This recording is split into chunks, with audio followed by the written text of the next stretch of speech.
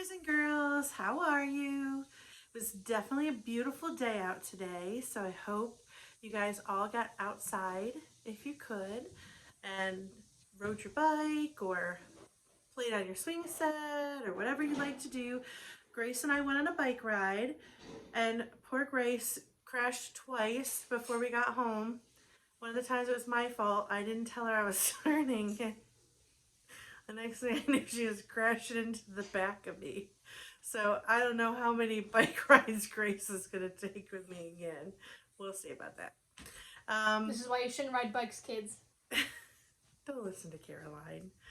I wanted to let you guys know, your parents probably saw my message, but I messed up on the last two nights of our bedtime stories. I accidentally linked them to Miss Hayden's YouTube page from the time she read to us. I'm losing it. You guys know that this is me totally, but Mrs. Huber's losing it even more. So I fixed it on the website, and I also reposted it. So if you didn't get to see Monday and Tuesdays, you need to go back, especially yesterday. Because I gotta say, Mr. Potato Head definitely outshined me. I'm wondering how I'm gonna do following that production. So anyway, I'm gonna try to finish up the book if it doesn't take too long. I've got 2 chapters left so that we can start our brand new one. Okay? All right, here we go.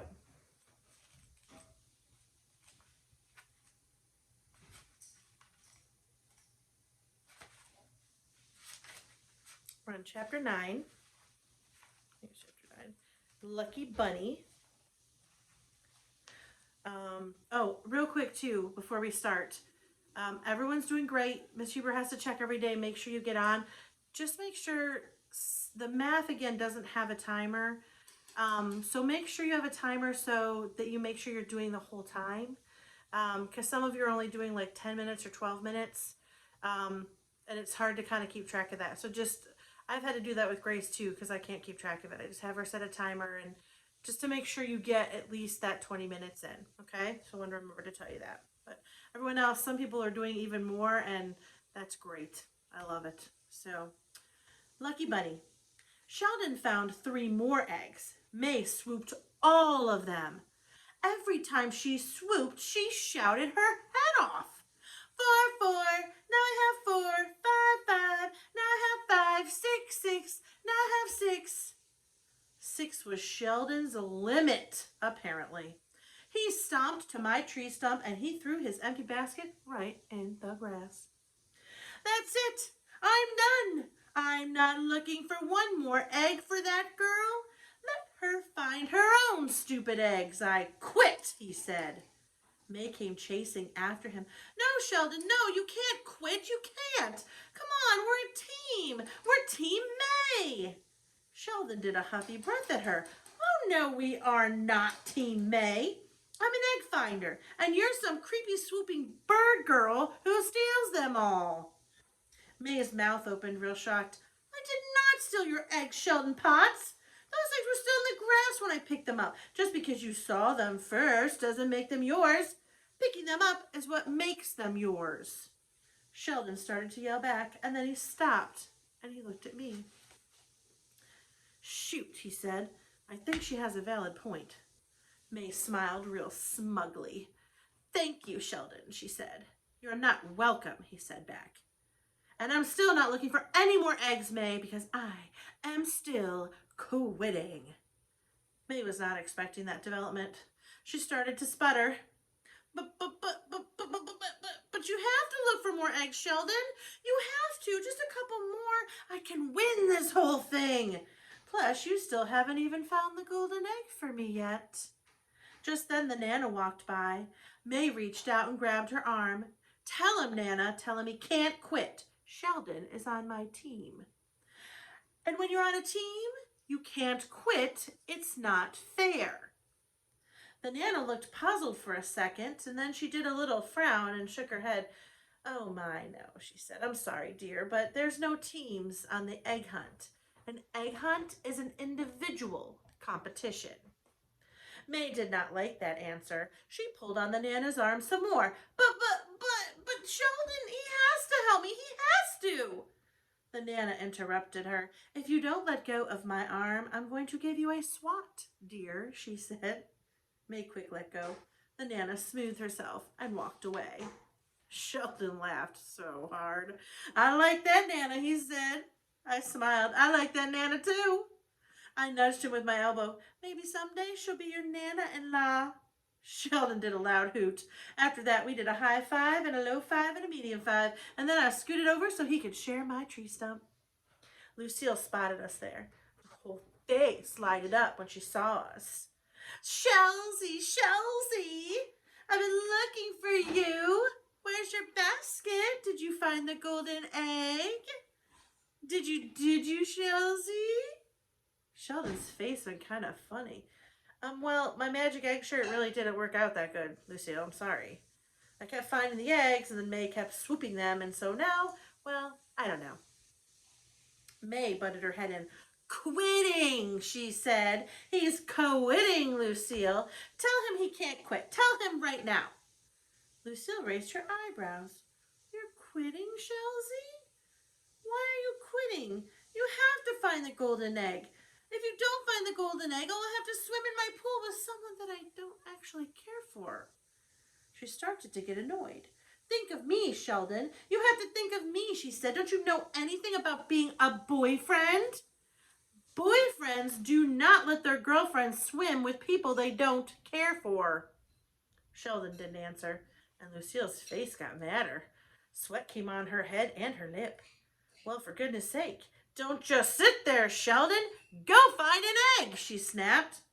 And then she wiped her sweat on her expensive dress sleeve and stomped away.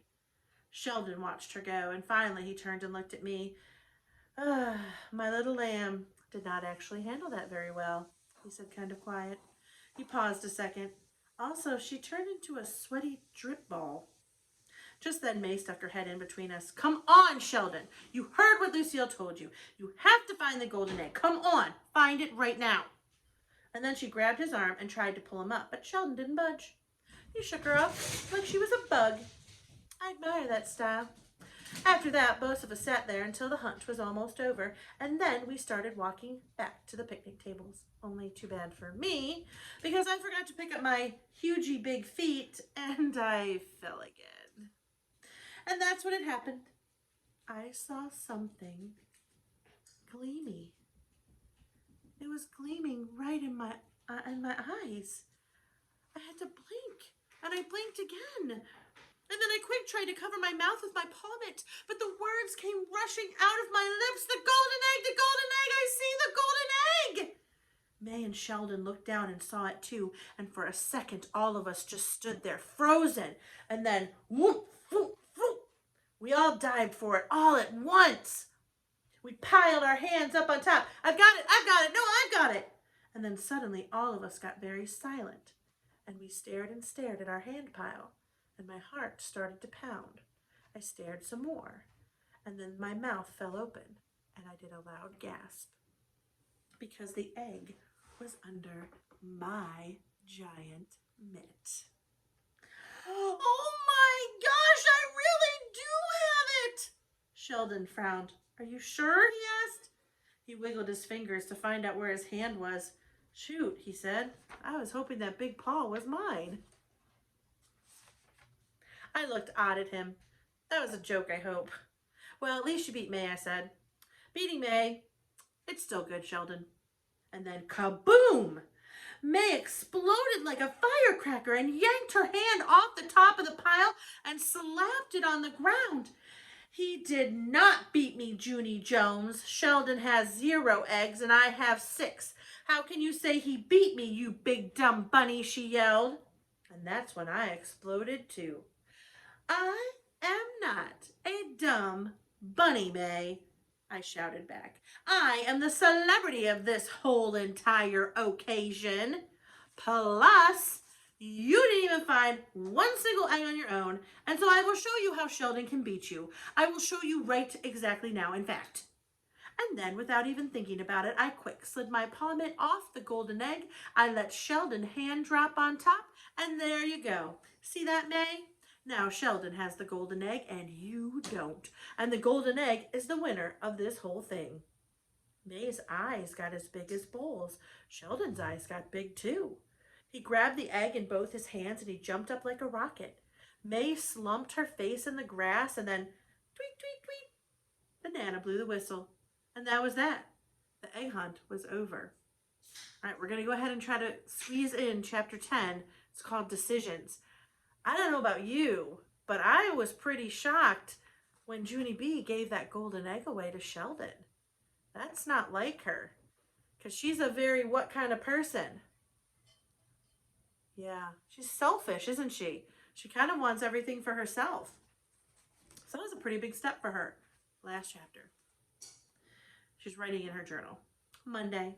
Dear first grade journal, today at school, Sheldon kept on hugging me. Lucille keeps hugging me too. May keeps glaring at me. I think she needs anger management classes. I quit writing and thought about the party. May didn't win the most eggs. Guess who did? My friend Jose. And guess who got to present the flowers to him? Me, the bunny. Jose was the happiest boy I ever saw. He jumped way high in the air. Las flores para mi madre. Las flores para mi madre, he said. Muchas gracias. Coneito. I giggled very happy. Coneito means bunny in Spanish, I think. I smiled at that memory, and then I started to write in my journal some more. And there shows her presenting the flowers to Jose. You know she loved that, as long as May didn't get it. Sometimes I'm not happy about giving the golden egg to Sheldon, because I made that decision kind of on the spur of the moment, and I still want to swim in Lucille's hot water, but you know hot water meant her pool. Only here's the confusing thing. Sometimes I'm happy about what I did for Sheldon because seeing his face made me smile inside. And so that's something for me to think about, I guess. And guess what else? I'm not calling May Dumb Bunny anymore, probably, because bunnies aren't really that dumb. And so now I'm going to call May a different name. Uh-oh, she just glared at me again. I think I'll offer her a jelly bean, because that would be a nice gesture by me. Please stand by. I put down my pencil and I reached into my pocket. Why do you think throughout this whole book, and Junie B got in trouble for calling her a dumb bunny, she was even doing it in her head calling her a dumb bunny, why all of a sudden now do you think all of a sudden she's like, I guess bunnies aren't that dumb? Think about it. And if you want to answer, have your parents send me a message. Then I pulled out the candy bag and I brought it to school and I held it out to her. Would you like a jelly bean, bird girl? I said real pleasant. May sputtered and stuttered, very shocked, and then she quick raised her hand to tattle. Mr. Scary, Mr. Scary, Mr. Scary! He looked back at us. His face did not look delightful. I ducked down my head and May did a gulp, and then she lowered her hand and started counting to 20. No action was taken. I smiled, very relieved, and then I finally picked up the pencil one more time, and I finished my journal page. May does not like her new name, apparently. That's going to work out just fine for me, I think. Have a happy day. Your friend, Junie B. Smart Bunny. So that is the end of Junie B. Jones' Dumb Bunny. Thank you again from the Morris family for buying this for us. And we'll go ahead and we will start our new one, Boss of Lunch, tomorrow. Okay? So tomorrow's Thursday. I hope you have a wonderful day. You guys keep working hard. Super proud of you. All right? Love you bunches. Night.